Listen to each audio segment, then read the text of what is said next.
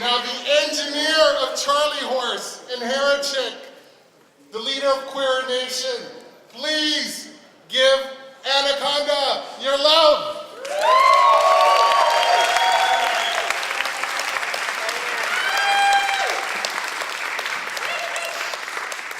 Hello. How are you tonight? Hello. Well, thank you very much. Right back at you. Can you hear me? And sir, I'm going to dedicate this to you because you're sort of going with my feeling tonight. So I'm a little nervous, so I'm just going to jump right in here. All right. What is wrong with gays today? We're a bunch of apathetic has-beens. That's all right. Thank you, sir. Here, come here. Here, wait. Here, we'll bless it this way. Okay. All right. And afterwards, for 5, we'll get into that. All right, I'm going to start again. What is wrong with the gays today? We're a bunch of apathetic has-beens who are letting state legislation be passed around the country, removing rights that we have already been granted, and we are doing next to nothing to stop it. I cannot believe this is the same group of people who taught me to fight and never give up. That these are the people who told me that AIDS is what I made it, and my 20 years with this disease has proven that they were right. I did not just give up and get over my disease, this country's bigotry, and my parents' browbeating, just to be placed at the mercy of bigots, telling me how I can change to fit their ideas of who I am and who gay people should be. I learned to fight for what I needed, we wanted, and against authority that is oppressive. Yet where are my people now? It is this exact apathy that lets gay men and women be handed shame by society that is not ours and accepted.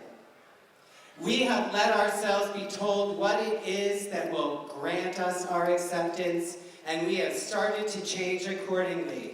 And we are losing ourselves in the process.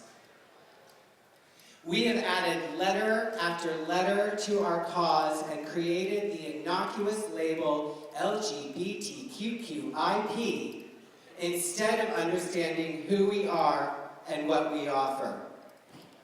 Our shame is in listening to the society that is oppressing us instead of being true to the people we are and who we are meant to be. Our legacy is that of proud people who have made a difference throughout history by spreading beauty, tolerance, magic, and being shaman for a better world. There is no shame in who we are and never has been.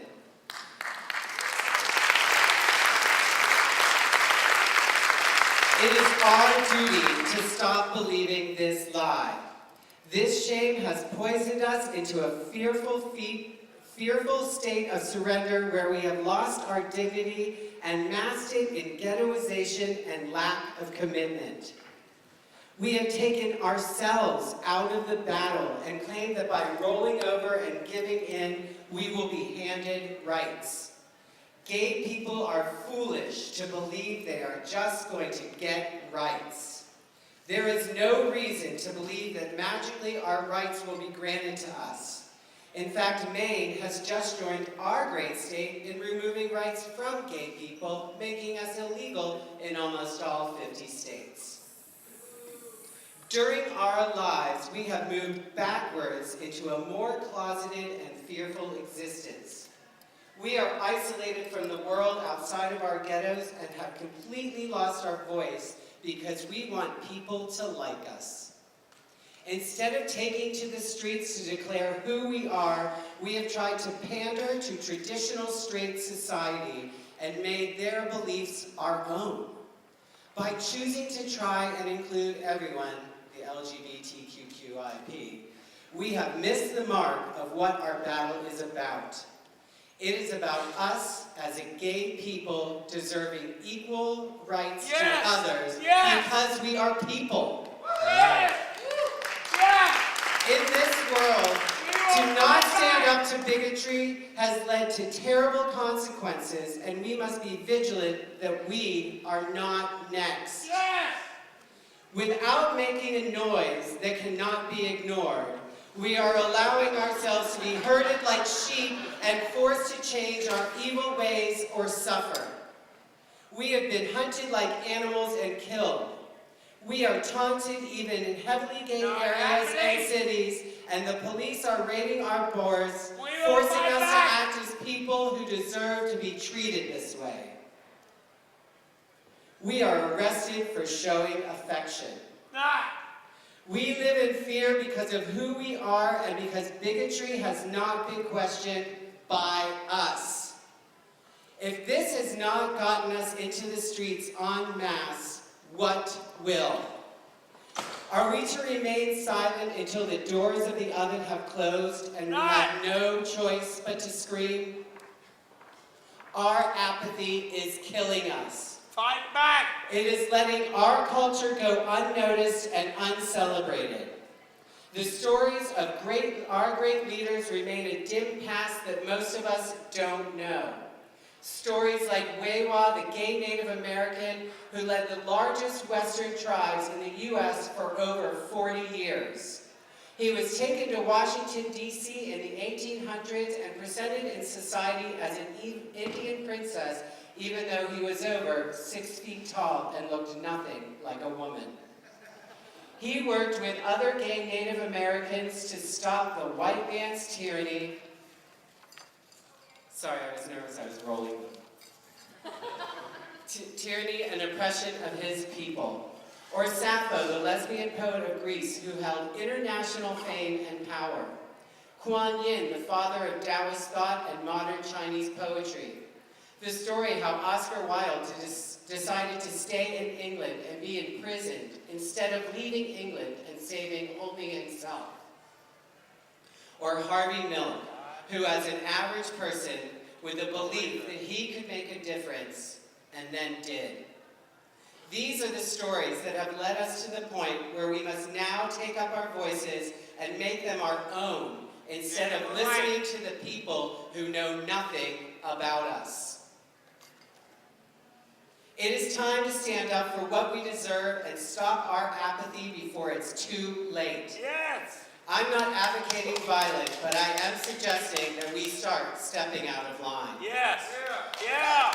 We as a people have every reason to be angry. Let's go! We are made third-class citizens, and if it were to Third happen class, to it's any not, other it's not. minority, they would not be silenced.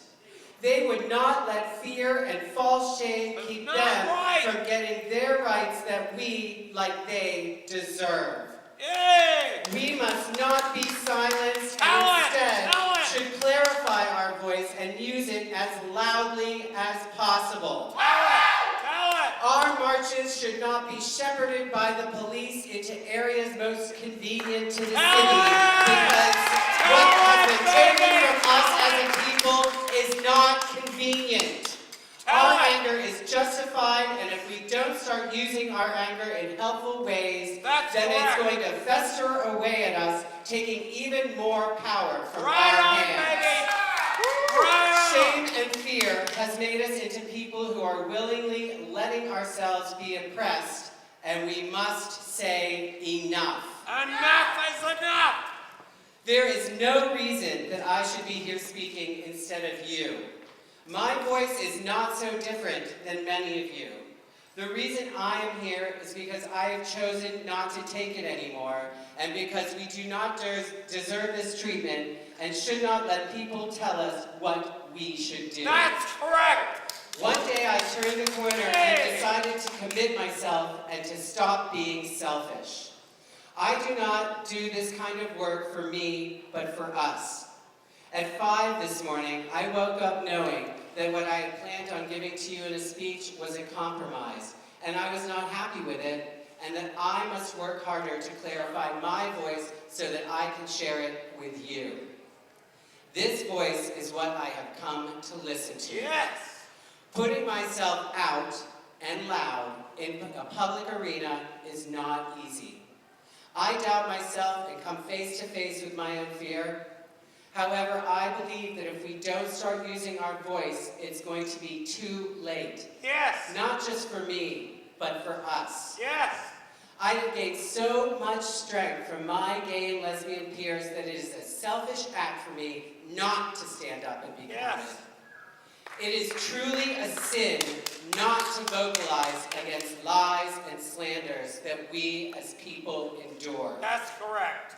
It is our responsibility to be noticed, to be out, to be queer, and to make a noise that cannot be ignored. Right. We as a people and a culture should not be willing to let apathy and fear get in our way. If we do not stand up together, then do we deserve what we get and are getting? We must rise as a queer nation and tell the world we're not going to take it any longer. It's not about turning a blind eye and hoping it will get better. It is about taking a stand because we know it should be better for us as gay and lesbian people. There is no room for apathy and shame in our fight, and we must remove it together. We must take to the streets and be visible, not just on major events, but whenever we feel like it.